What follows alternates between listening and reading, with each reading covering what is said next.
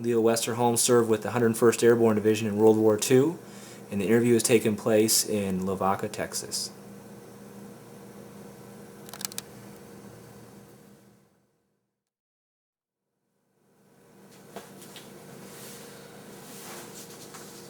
Could you explain to me where you were when you found out Pearl Harbor was attacked? Yes. I was at A&I College in Kingsville, Texas, going to college. I had come in September, and on December the 7th it happened. Sunday afternoon, we'd eaten our lunch, and we were laying in our beds trying to study.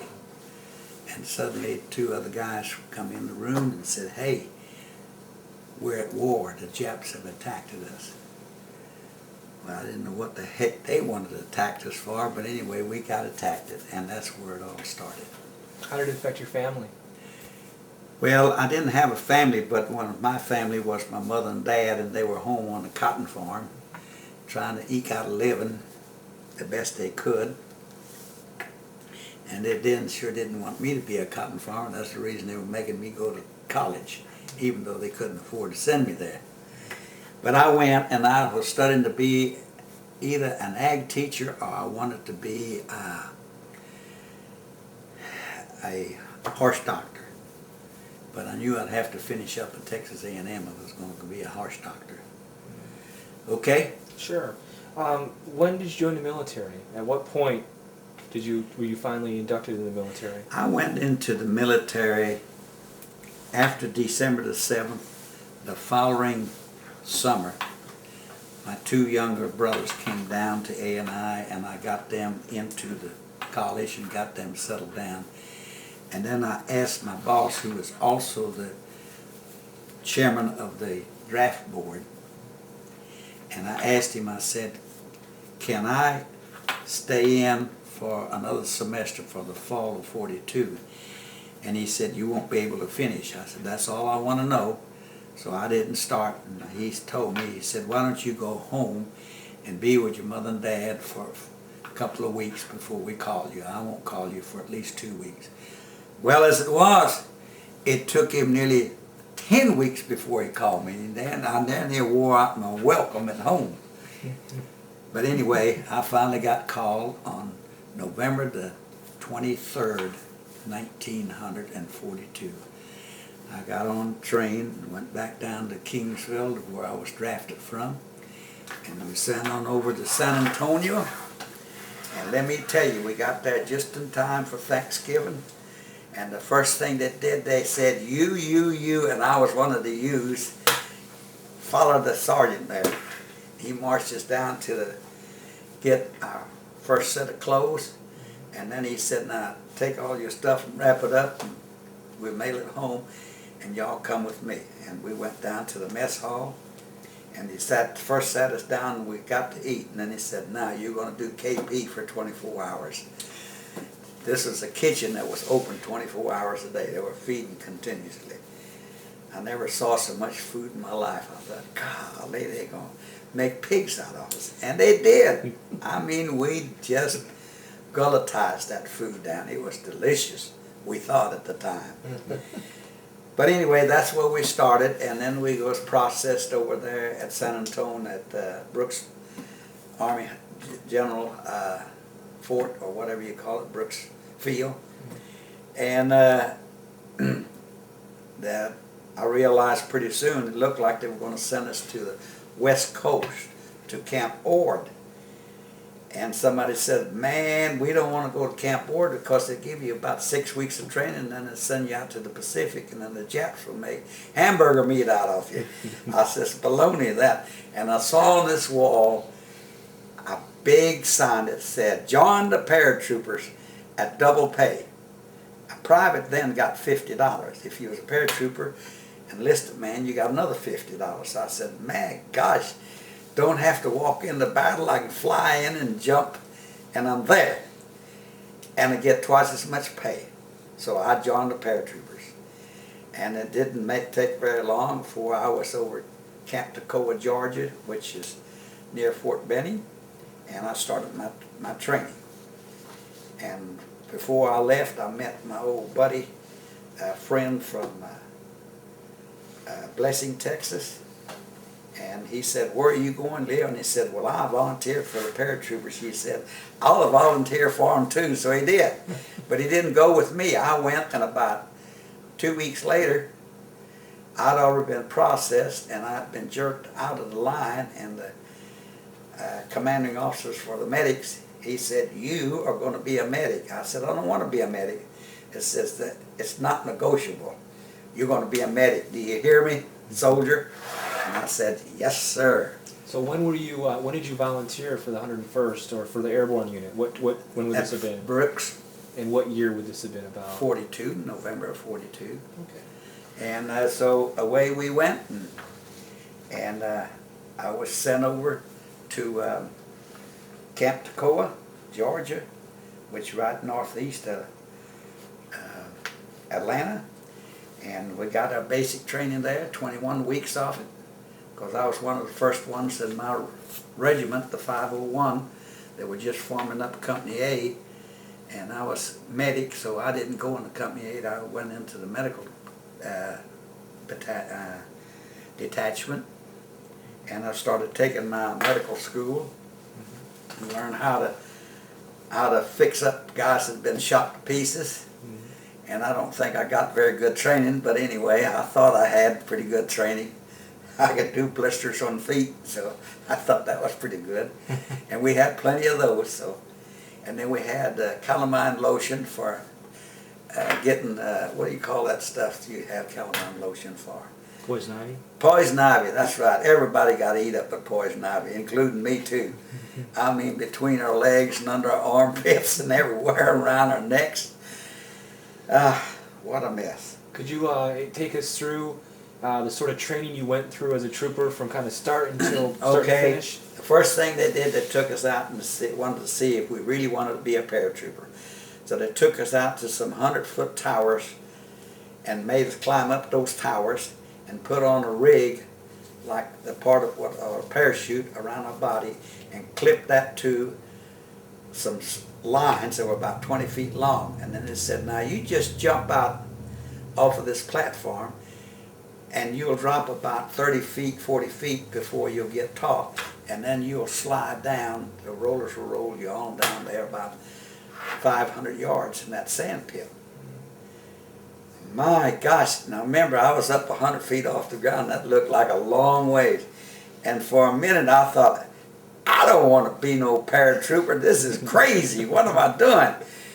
And I told the sergeant that was telling us to jump out, and I said, "You don't want to jump? That's all right. Go back over there and climb back down." I went over there to climb down, and I looked down there, and there was a ladder 100 feet long, straight down.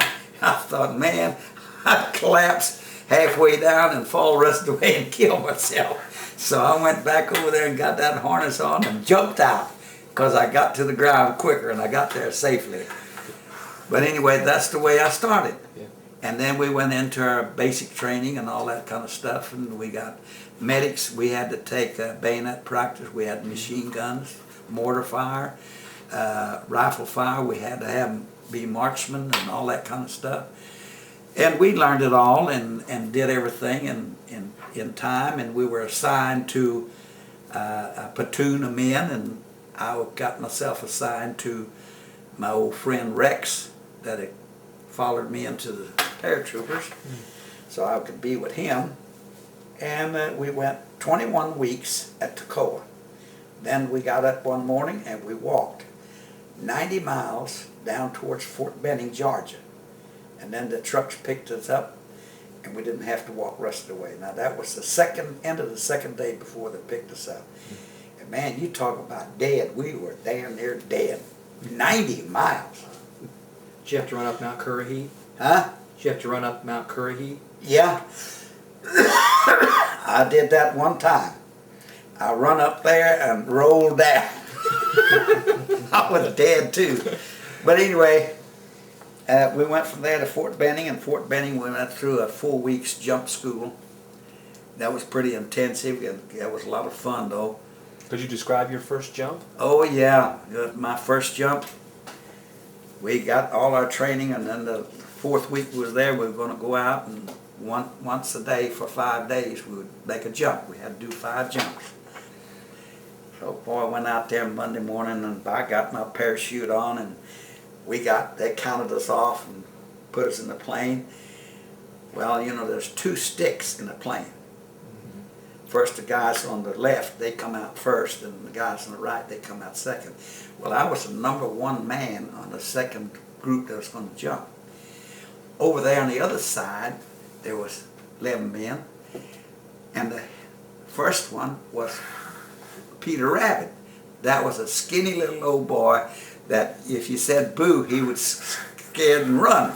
You know, he was nothing. And I thought, he'll never jump, especially since he'd be the first one. And you know what? That jump master said, stand up, and those guys stood up, and little Peter Rabbit stood up. Up to the door he went, and out he went. I said, my God, I got to go now. I can't be a scaredy cat. So, before I knew it, the plane had come around again, and he looked at me and told the rest of us, stand up and hook up. And man, I stood up and just mechanically hooked up and got up to the door. And I don't think I jumped, because I think I could feel a kick in my seat of my pants as he kicked me out. But I went out, and suddenly everything turned deathly quiet. The chute opened about 85 feet from the plane, and it was nice and quiet and beautiful up there. We was up about 500 feet. I looked over there, was the next guy, and hollered at him, and we could talk to each other. So we drifted on down, and man, I made my first chute. I said, man, this is easy. And we made the next 4 days, we made our jumps, except the last day we had to make it at night. It's a night jump. Now that is scary, just jump out in the black hole. But anyway, I did that one too.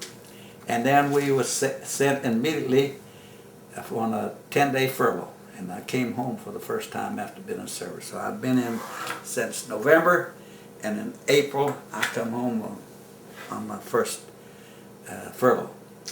And of course I was a big paratrooper. I could now blouse my pants up into my boots and stuff like that. We couldn't do it before. We could have boots, but we could not show them. And we were very particular about that. Now I want to tell you something about the paratroopers. The paratroopers is like a family, very much a family. Your man on your right, the one on the left, I was an aide man, and I had, in my platoon, there was 27 men that I had to take care of. All their aches and pains and everything, they were my responsibility. Headaches, calamine lotion for itch and everything else. And you really become close to them, and they become your family. And that's good, because then you'll do anything for them.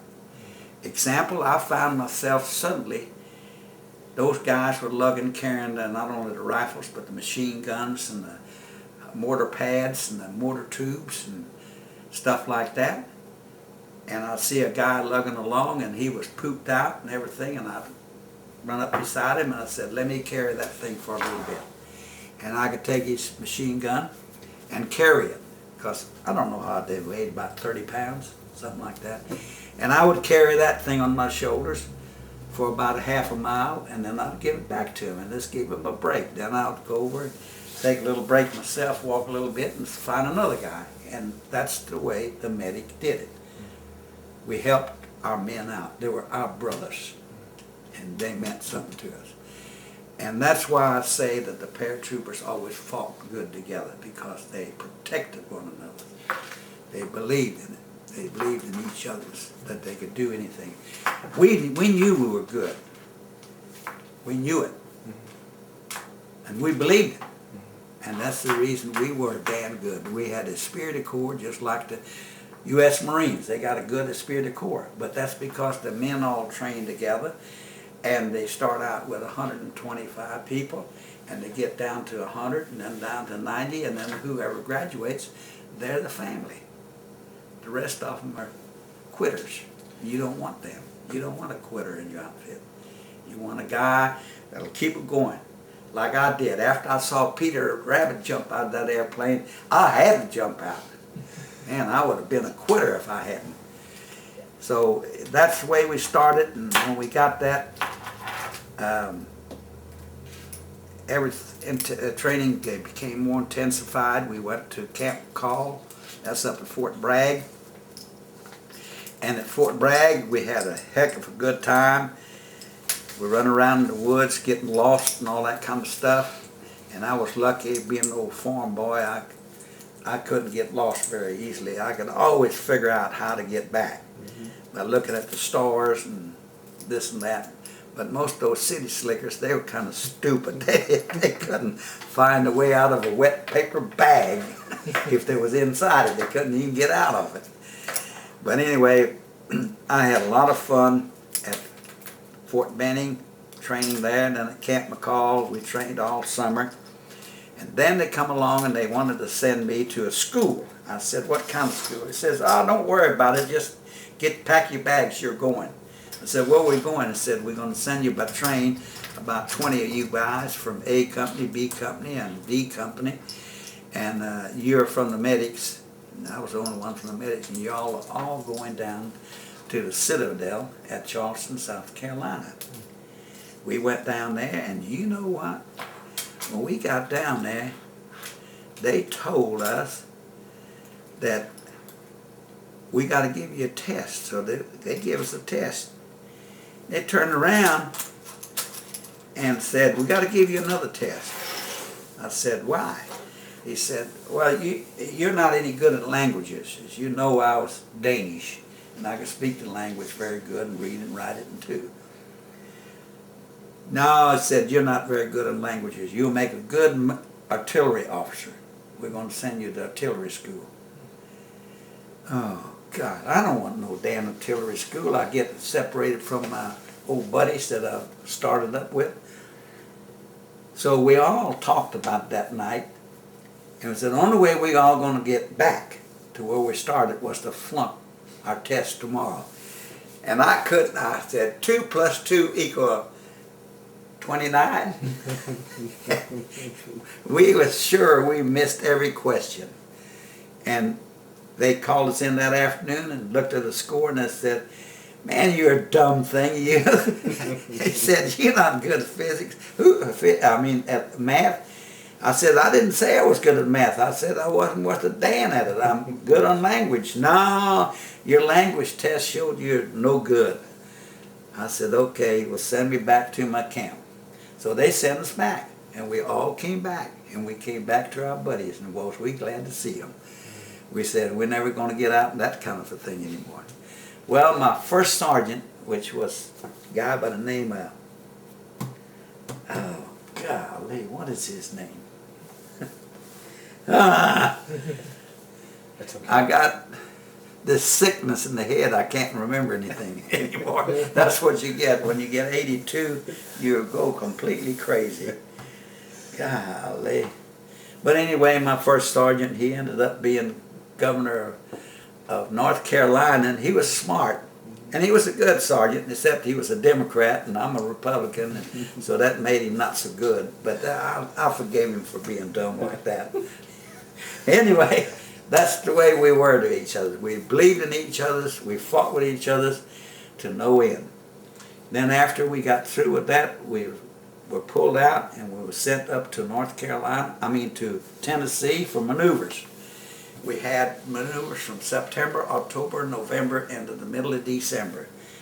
We walked all over Tennessee. We walked from the Cumberland River on the Kentucky border all the way down to Tullahoma, which is way down the southern part of the state.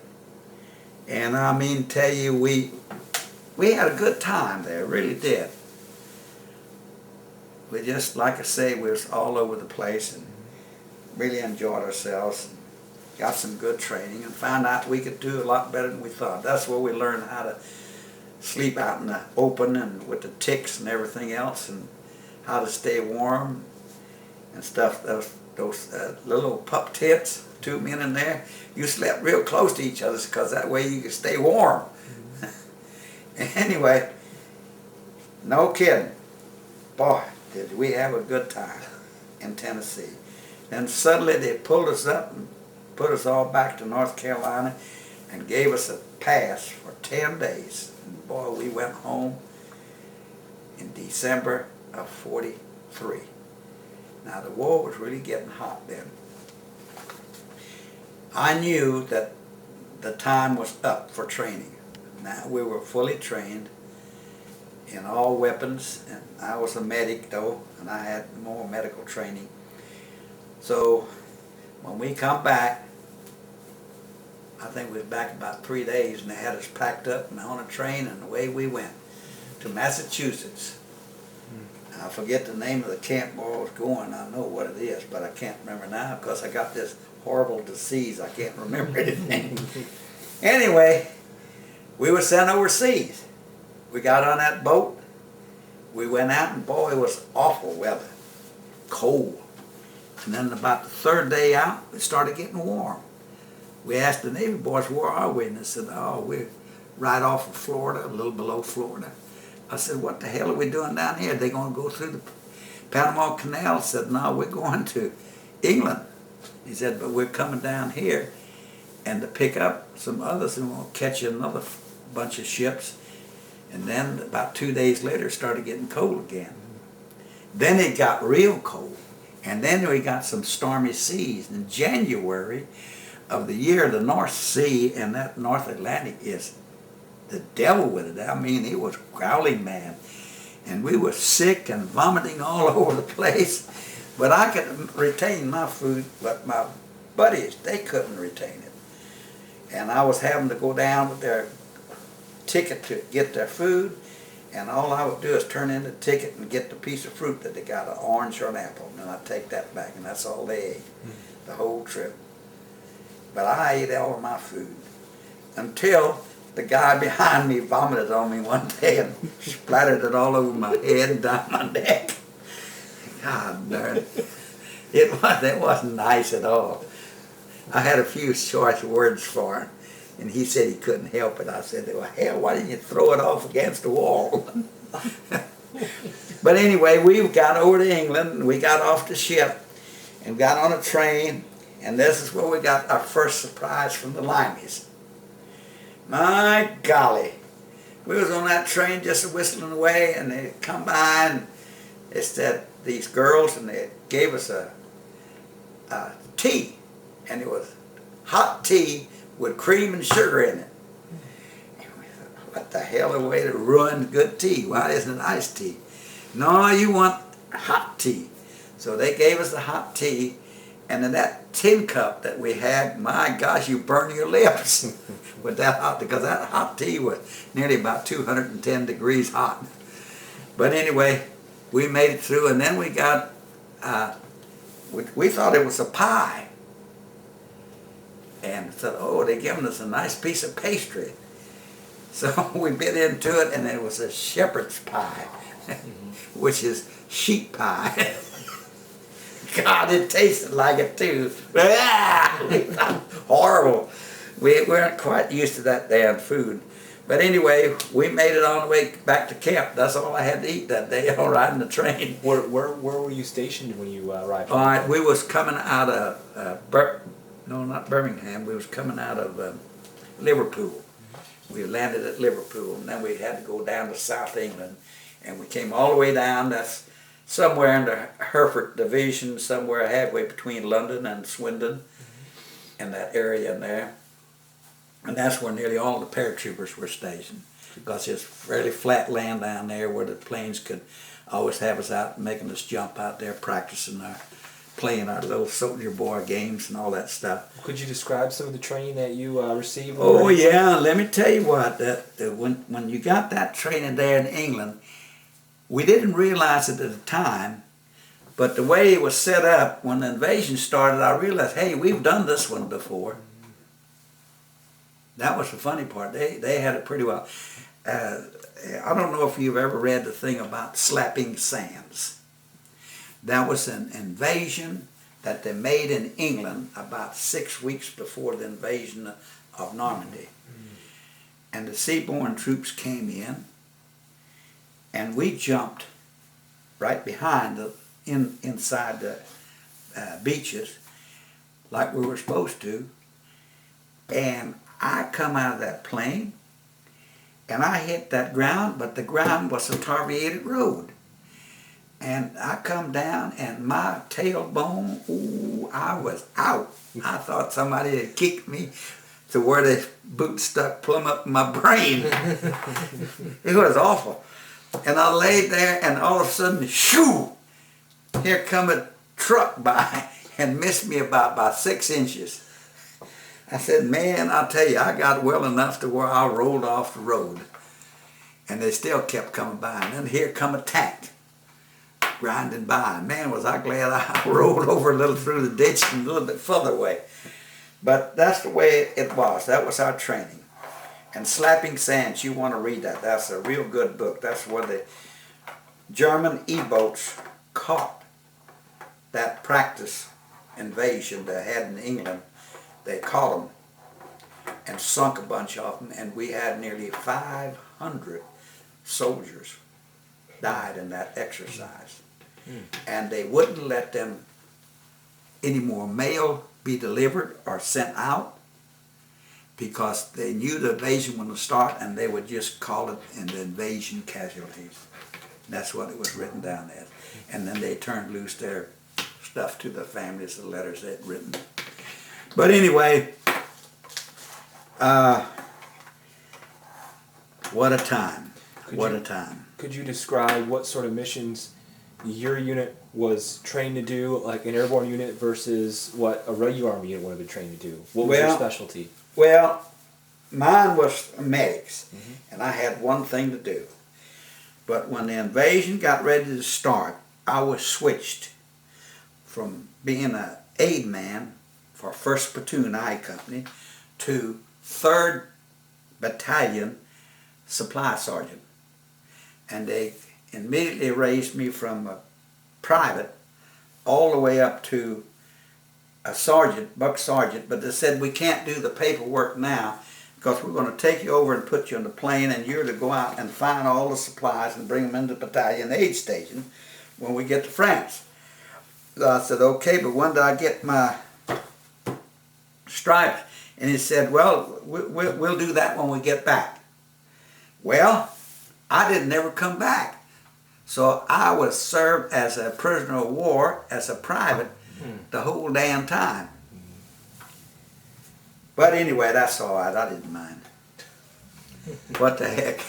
I got back out of it alive. That was the main thing. What did you think of your fellow officers and soldiers in your unit? Most of the officers were fantastic. They were just like us. We were close to them. We had respect to them. We always saluted them when we were supposed to. But we didn't ever call them by their first name. We called them Lieutenant Smith or Lieutenant Jones. We didn't call them Lieutenant Jack or, hey Jack. My God, we wouldn't dare do that. The paratroopers were very finicky about saluting. That's a mark of respect for the other man. But in the same token, that when we saluted an officer, we expect the officer to return our salute. Otherwise, we would get mad. And I'm going to tell you, it's the sergeants and the corporals, they're the ones that can make a general. But they can also bust his butt down to nothing if he doesn't get along with his men. You didn't know that. Well, you know it now.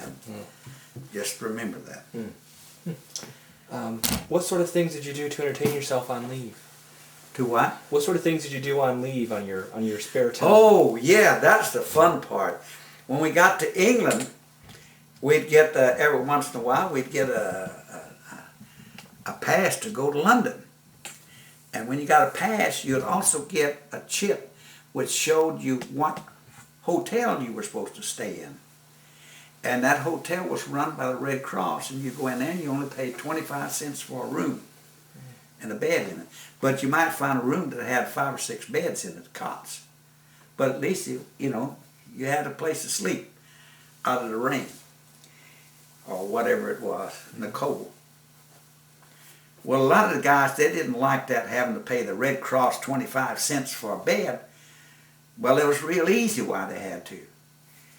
Simply this, that the British government made their troops pay for it, and we were in their country and they called the shots. We didn't.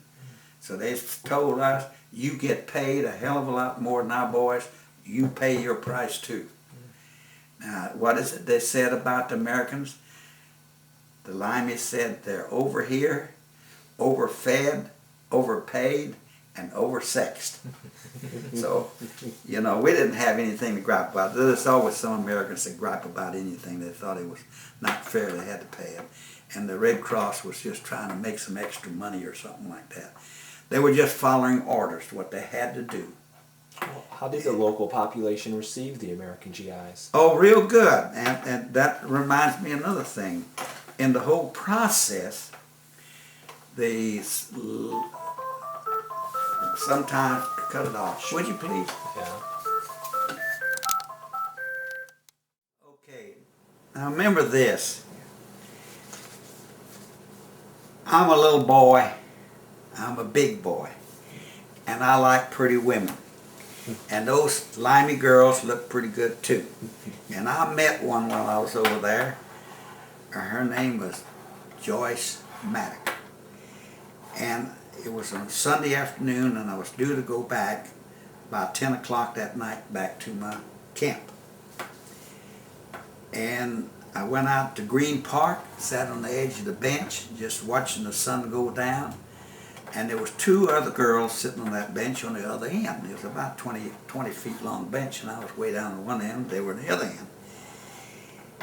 And being the boy that I was, and pretty good about flirting, I just kind of got up and started sliding on down to them. And I took a look at them. Let's pause that. Anyway, I was sitting there at that park bench, and I looked at it, and I said, now that's the good looking one. She was the taller one. I don't even remember now what her name was. But that was the one I wanted to beeline in on.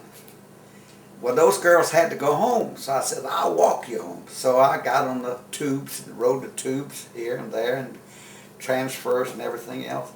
And all I remember, they lived out of Liverpool Street Station, which is no longer there anymore. It's been taken out and eradicated and whatever. But anyway, I went out there, walked those girls home, and suddenly this girl that I wanted to get a hold of, she disappeared into the dark of the night. It was about 10 o'clock then. Well, I grabbed the other one, and that's the one I ended up marrying. I was married to her for 10 years before she finally kicked me out. But anyway, the thing of it was that that was my first love, and that's the thing of it is that we had good times together, but I had to go, and I said I'll be back again, and I did. We went back, and I got Eddie Hall, my buddy. Well, I said, Eddie, said, we get a pass. How much money you got? He said, I got $2. I said, well, I only got about $1.50. So I said, well, we got the 25 cents for the hotel room. So we got that, but I said, we don't have to worry about it. I bet I can get to stay at this little girl's house. So we did. Well, before we left, now here's the little devilment in us. We went down to get our breakfast that morning before we was going to take off. And it was dark, very dark. The sun didn't start coming up until about 9 o'clock. So by 5 o'clock in the morning, it's just about a little past midnight to us. And the mess sergeant opened up the door and got some meat or something, eggs out to take into the mess hall. Well, we were standing in line waiting to be fed, but we were out in the dark. And I handed my kit to eat it, and I handed it to another guy. And my buddy, Eddie, he handed his to another guy. And I said, Eddie, let me know. So I stepped in the mess hall, and there was a 5-pound box of cocoa. I took that thing. I took a 5-pound sack of sugar. I took that and looked over there, and there was some meat. And there was a loin of a hog, about, I guess about 15 inches long, and about as big as around as my legs. And I took one of those, and I turned around and walked out. And Eddie opened the door and he said, "Go! Here comes the mess sergeant." And he stood in the way so the mess sergeant didn't see me, and I got away. I went back to my barracks, and the bush out there, and I put the cocoa and the sugar down, and I took the meat and went in and got a towel and wrapped the meat in a towel and put it under my bed. And then I hurried up and rushed back down to the mess hall. Well, Eddie then had been falling back in the line and letting everybody go ahead because he had my mess kit as his own. And I come up there when it's just about time for him to go in. And I got my breakfast too. Now we had something good to take into London. You see, those people over there, they had a ration of about 2 ounces of meat a week. That's all. And they didn't know what chocolate was, and they didn't know what sugar was. They just didn't have it. Very little sugar and stuff like that. So when we got our pass that morning at about 9 o'clock, we went down the train and caught the train into London and went to this girl's house. And we gave her mother that pork loin, and we gave her the sugar and the chocolate, cocoa. And we told her, said, Eddie and I would like to take Joyce to what-you-call-it. And I noticed that other girl there, and I said, "Who is this?" He says, "This is my sister-in-law. This is my brother's wife."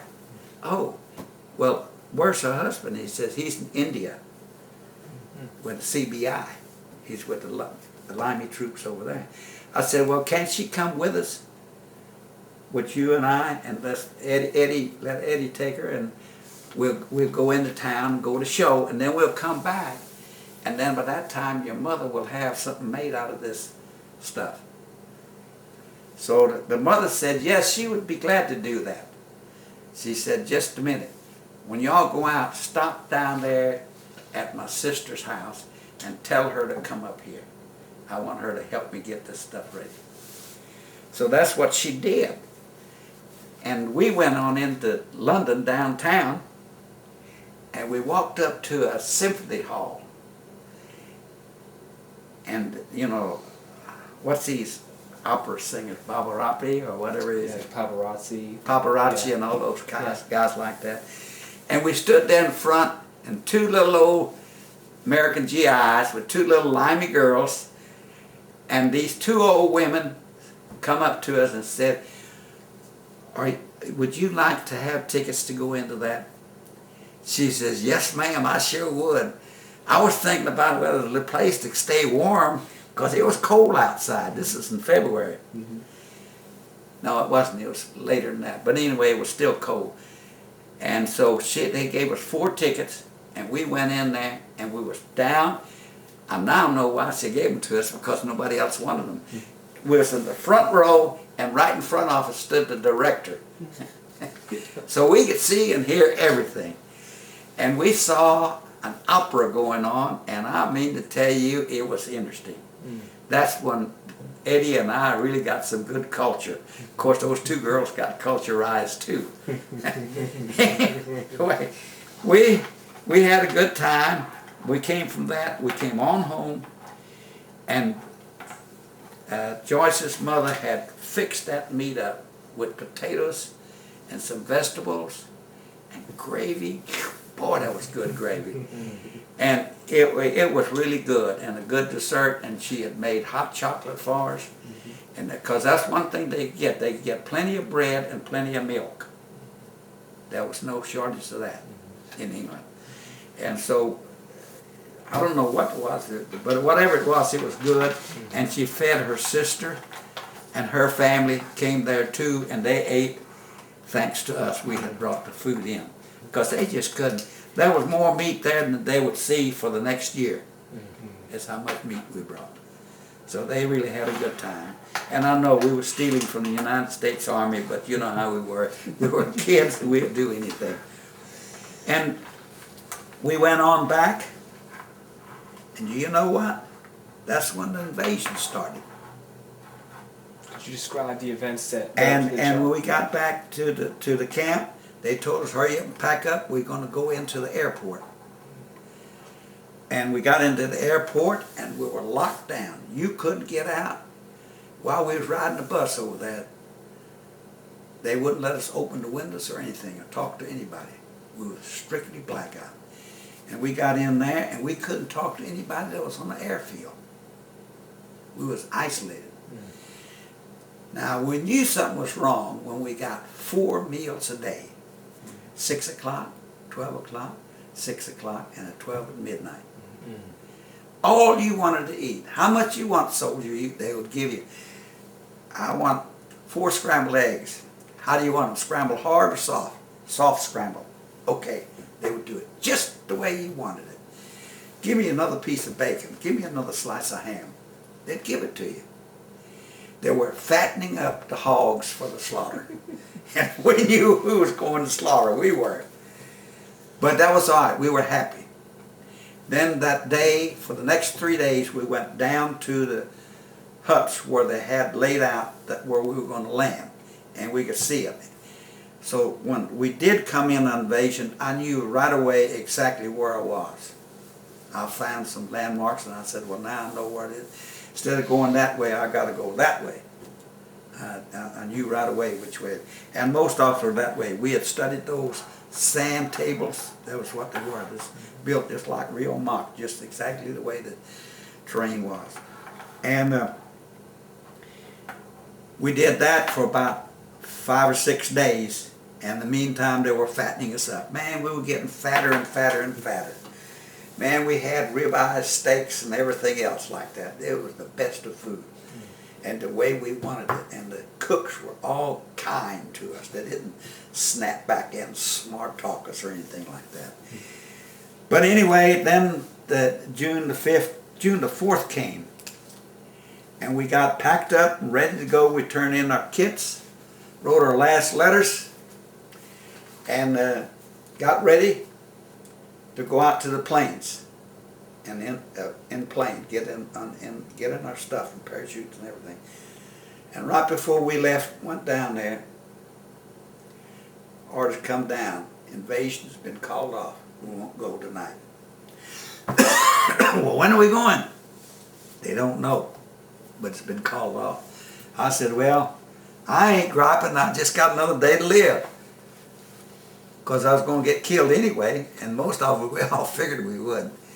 They had figured the airborne troops would have been a casualty list of anywhere from 60 to 80% would be lost. We did a lot better than that. We only lost about 15%. So that wasn't bad. Anyway, away we went. Planes took off at about just when it got dark at 10 o'clock. And they were all pulling a glider. And the planes took off, and I mean, tell me, we prayed for that plane. They seemed like they just couldn't get off the ground. Finally they got off the ground. And them poor motors were straining like hell. And they took off and kept going, and we flew from 10 o'clock to 11 o'clock to 12 o'clock. Coming close to about 12:45. Then suddenly we started seeing lightning. And then we started hearing hail. That was flak hitting the planes and ripping through the planes. And guys all of a sudden hollering, help, I'm been hit. And I said, oh my God, how can I fix anybody up in his plane here? Well, we had been told, don't worry about anybody that's hit. Just let them leave them in the plane, let them come back. So I didn't take them. We just had orders to unhook them. And then the next thing you know, the green light came on, and out we went. And I was man number 23, except there was 3 fellas I had to step over. They had blood all over the floor of the airplane, and blood on aluminum flooring is slick, slick, slick. And we were slipping around in that damn stuff, and I was glad to get out of there. And just as I got to the door, the guy in front of me was an infantryman. He stumbled and fell with his head out the door. Okay? And I was right behind him, so I just stepped right on top of him, and I went out in front of him. Now, let me tell you the climax to that story. About the year 1998 or 99, he came up to me at one of our reunions, and he said, "Aren't you the medic that was in the same plane that Captain Hitchcock was on?" And I said, "Yeah, I sure was." He said, "Well, I was the medic that you stepped on going out of that plane. I was sitting right beside you." I said, "Are you that guy?" And I said, "Yeah." I said, "Well, did you hear anybody hollering for help when you got in the water? Did you nearly drown?" He said, "Yeah, I was damn near up belly deep in water, and I heard somebody hollering for help, said he was drowning or something. But hell, I was just trying to save myself." Well, that's the way I was. I was just trying to save myself. I was in about armpit full of water. So anyway, I did get to meet the guy and find out who he was. And he made it through the war, even though we had a hell of a stop. Could you describe what you saw when you looked out of the plane and you jumped? What was the scene like? Well, it was just like lightning in the sky. But see, they were throwing up flak at us. And flak explodes. You don't see no flak. You just hear it come whistling by you. And every time there's a flash and there's some whistling, well, I didn't get hit that time. See? But we were scared sometimes it's going to hit our chute and cut some of our lines, and when we jump out, our chute will malfunction and we'll drop. But anyway, we jumped out of the plane. I figured that we was about 85 to 90 feet from the water. As we was coming over the swamp, they gave us the green light. And I came out, and just as the chute opened, bang, I hit the water. So the chute will always open at 85 feet from the plane. So that's the reason I know I was 85 to 90 feet from the plane, above the ground. And the planes kept coming over, and I looked up, and it looked like a 4th of July celebration. I mean, they anti-aircraft guns were shooting at them, tracers going up through the planes and everything. And the planes kept on going. They didn't come down. They just kept going. But that wasn't so, because there was a lot of planes were knocked down. Anyway, away we went. Now I said, I got to get out of here. Where am I? Well, the planes are coming from that way. That means they're coming out of the Atlantic Ocean, like they were due to come in. They're going over and hitting the flak where the German anti-aircraft units are up. And they're going that way, and that's to St. Mary Glees, in that area where we're supposed to go. So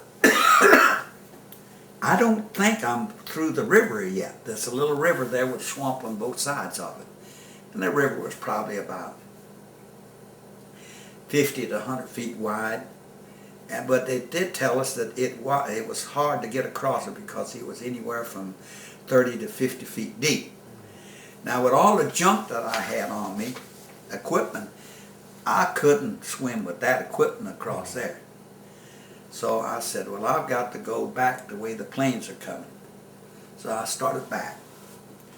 And I come into shore, and I could see some Germans standing there. So I kind of backed away and went further upstream and came in again. And you know what? As I come up on the bank, there were standing 2 German soldiers. And when they saw me, they opened fire on me with machine pistols. I mean, they were very rude, I thought.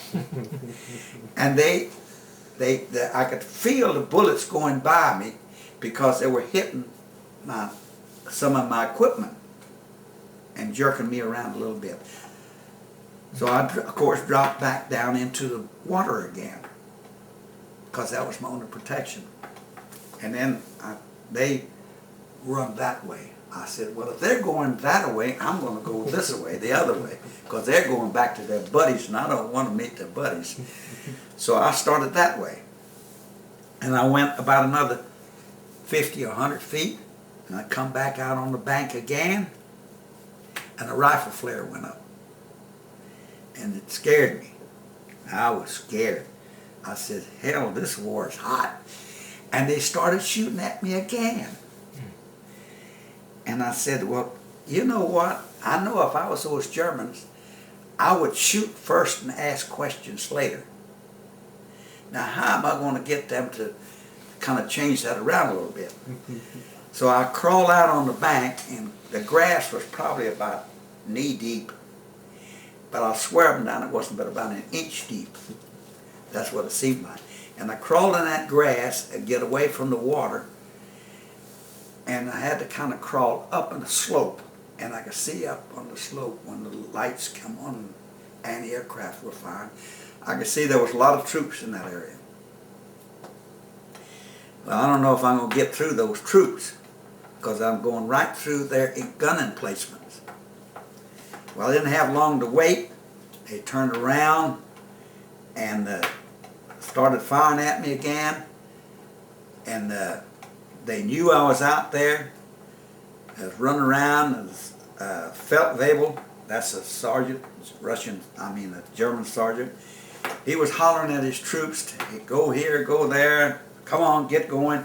And they were coming across this open space right at me.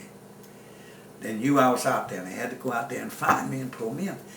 Well, I would hate like the dickens to have been one of them coming out there, because if I had a pistol on, which I didn't, or any kind of weapon, it wasn't. Now, I had a British Hawkins mine, that's a 5-pound landmine, and I had 2 phosphorus grenades on me.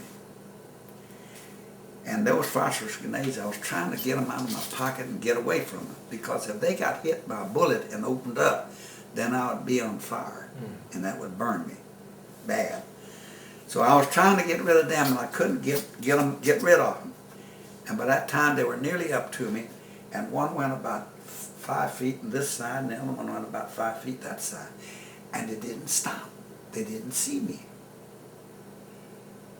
They went up to the bank where the water was, and I heard the sergeant told them, turn around and go back again. They come back, but they moved over a little bit. Well, this time, he was about 3 feet from me. Well, when he got to me, he had his gun pointed this other way, and when I stood up, and he swung around with it, and I thought, oh God. But he didn't fire. I just jumped out, and said, medic. And he said, yeah. And he says, hollered something else in German, I don't remember what it was. But the next thing you know, they were all over me. And they brought me all the way in, took everything off me, and all my equipment and everything. And the officer came out and asked me a name, rank, and serial number. I gave it to him, because that's what I was supposed to do. I did it, and he pulled me in his little hut that he had there, and he had a little candlelight there. He got out a big telephone book, looked like a Houston or San Antonio telephone book, and he was paging through it. And then suddenly he started reading name, rank, and serial number, where I was born, when I was born, when I went to grade school, and my ancestry, the whole thing, all my training I had. In fact, he brought me up my history all the way till 2 weeks before the invasion started. He had it. And then he said, you don't know anything. You're just a sanitator. That's a medic. Tell you what you do. Now, he had told me, before he started questioning me, to take off all your clothes, your boots, everything. I had to stand in front of him, jaybird naked, while he questioned me. And he told me, you don't know anything. You get your clothes on, but you don't put your socks on. And the only thing you put on is your long john tops and your boots. and take your laces out of your boots and take and lace all your clothes together in the bundle, and you carry it on top of your head, and the guard here will take you down to the pen. Now that's the way I started. That was my start as a prisoner of war. Now I weighed 185 pounds at that time. 60 days later, I weighed 106 pounds. How much did I get to eat? 12 days I didn't get anything to eat. Probably for 4 days I didn't get anything to drink. Nothing. And the first thing I got to eat was a piece of black bread. Black bread is made up of 40% sawdust. It's good for you. I mean, it'll loosen up your bowels, I'll tell you for sure. But anyway, it just like I say, when you don't get a lot to eat, you can't pass a lot. The average prisoner would go to the bowel movement about once every 5 or 6 days, that's all. Just didn't have anything to pass. And we did get water later on a little bit more, but on an average we would get 2 potatoes the size of a golf ball. We'd get 1 cup, half a cup like this, full of Swede soup. That's rutabagas. Rutabagas is what the Germans use. The good ones, the small ones, they eat them. The bigger ones, they feed them to the cows. The great big ones, they feed them to the hogs. And the rest of them, they take them down to the prison camp, and we wash them and scrub them and run them through an inch cutter, chop them up, and put them in a steam, a 400-gallon steam pot, and steam them overnight. And the next day we eat them. We get some liquid, no salt or pepper, seasoning in it, and a few strands of that Swede, you know, rutabaga. And that's what's our meal, and those 2 potatoes. We take the 2 potatoes and put them in the pockets. We take this and eat it or drink it now. We had a cup to drink it in, but we didn't get any spoons, knives, or forks. You just had to do the best you could. What if you didn't have one? Well, you'd have to wait to go get yours when I got through drinking mine. Or we'd go up there and I'd say put mine in there, and then you would say put mine in there, and the German would put yours in there too. Then we'd go over here and divide it. Now we get a loaf of bread for 13 men. And a loaf of bread, whether it's this long or whatever it is, but you divide a loaf of bread into 13 equal pieces, and let me tell you, you got a job. This is the way we did it. We all numbered off in groups of 13. I'm number 1, you're number 2, you're number 3, you're number 4, 5, 6, 7, all the way up to 13. Now today, I get to cut the bread. So I cut it, and I get to cut it in 13 pieces. I can take as long and do it as I want to. First thing I do, I cut a slice out right in the middle. That's 13. That means it's 6 here and 6 here. Then I take this thing and cut it in half. But remember, the loaf is wide up here and comes down to a point here. You got a lot of mathematics, a lot of algebra to do on those damn things. Yes. That's when I wished I'd learned to have been an artillery officer. I could have really done it. But I was real good at it. Everybody wanted me to cut for them. Now when you got through cutting, then you said, I'm finished. You're number 2 man. You come up here and you take the slice that you want. Now which one are you going to take? You're going to take the biggest one, aren't you? So if I made a bum fumble, you got the biggest one. He's set. He take. Get down to the 12th man, he takes what's left. The smallest piece for me, right? But I get a bonus. But I don't get it, you get it. You get all the crumbs on there. And you keep those crumbs in a little tobacco box or whatever it is, a little tin can, because that is what you can make gravy out of. You didn't know that, did you? Oh, the best gravy in the world. You can make chocolate pie out of it too. I mean, there's all kind of things you can make out of it. Imagination is what you got to have. and be hungry enough, it all tastes good. Now, I want to tell you one thing. Remember I told you about Eddie Hall? Well, after I was captured, they brought him in. 2 riflemen had been captured with him, and they were carrying him on a ladder. Eddie had been hit in the back, and the bullet came out here. And when they come out, they exploded out his stomach and blew his guts all over the place. And they come up there with him on that thing, and they were walking in his guts. They laid him down, and the German sanitation said, come on, you can fix him up. So I took a morphine surette and hit him in that arm, gave it to him, and hit him in that arm and gave it to him. And I said, Eddie, I looked at his dog tag, he's Catholic. I took his hands and folded across his chest. There was nothing I could do but lie to him, truthfully. I said, the Germans have got a hospital here, and when you come to, you're going to be just fine. You are lucky we got a hospital here. Eddie, close your eyes. Fire vor, du som är i himlen, hellig vare ditt namn, till oss kommer det höja. Skate din vilja som i himlen, så oss på jorden.